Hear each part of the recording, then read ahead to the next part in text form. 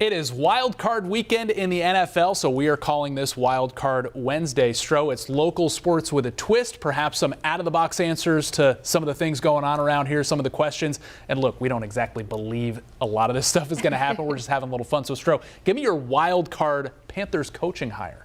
Yeah, I hate to say this is my wild card, but I'm going to go with Steve Wilks. I think we have to call him a wild card despite what he proved this season, leading the team to a 6-6 record and reestablishing this keep pounding culture of the Carolina Panthers during his tenure as interim head coach. Now, looking at the other candidates the team hopes to interview, they're all offensive-minded coaches, which tells you what way Tepper is leaning. However, if there's one thing I do know, it's that Wilks will bring a solid game plan to the table that showcases a great supporting offensive staff to help lead this team to success should he be the next head coach, Nick. And I think he should be. But how about a coach that needed a break but might pop up somewhere else? I am not talking about Sean Payton.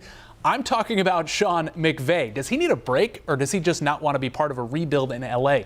Haven't really heard from him on that subject yet, but it sounds like he could be out in L.A. He would be the established head coach with a creative offensive mind that David Tepper desires and would shell out a lot of cash for. I think he'd have to compensate L.A. with a first-round pick, so that's out for drafting a quarterback this year. But maybe you get a veteran to pair with McVay in Carolina and a young roster ready to compete. All right, so we all know quarterback is a need. Conventional wisdom says you draft one this first round, but what is your wild card answer? Yeah, I'm going with Lamar Jackson. Of course, we saw contract talks between him and the Ravens stall ahead of the 2022 season. Jackson betting on himself. Baltimore and Jackson could reach a deal in the offseason, or the Ravens could use a franchise tag. And yes, it would cost a lot of draft compensation and money. However, we did see what David Tepper was willing to do to get Deshaun Watson here in the offseason. So I think the Panthers should consider this option and possibly have the franchise quarterback this team needs. Okay, I like that one, but we all know the Bears lucked into that #1 pick thanks to the Texans. So would they trade Justin Fields after 2 seasons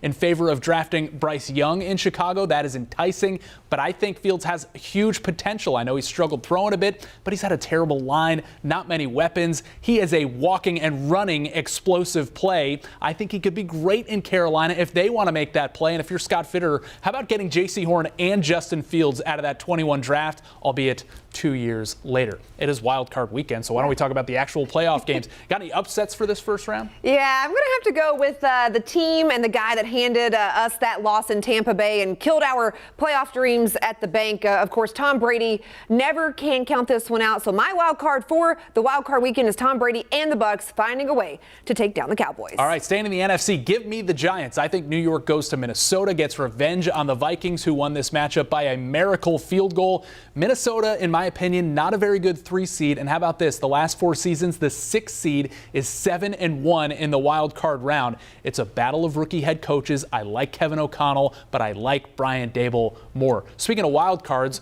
let's jump ahead about a month to the Daytona 500, which always seems to have a wild card winner. So who you got this year? Yeah, I'm going Bubba Wallace because in the last 5 years, Wallace has finished 2nd. He's experienced so much heartbreak in the Great American Race, including last year when Austin Cindric edged out Bubba by 0.03 seconds for the win, leaving Wallace just simply dejected after the race. But while anyone can win this one, I'm saying Wallace gets redemption and starts the season off with a win. Okay, give me another Cabarrus County kid, Stro. Corey LaJoie would be a fantastic story as a 500 winner. He has gone through everything in his career, and he's got 3 straight top 15 finishes at the 500, including a pair of top 10. So at least we're keeping it local there. Yeah.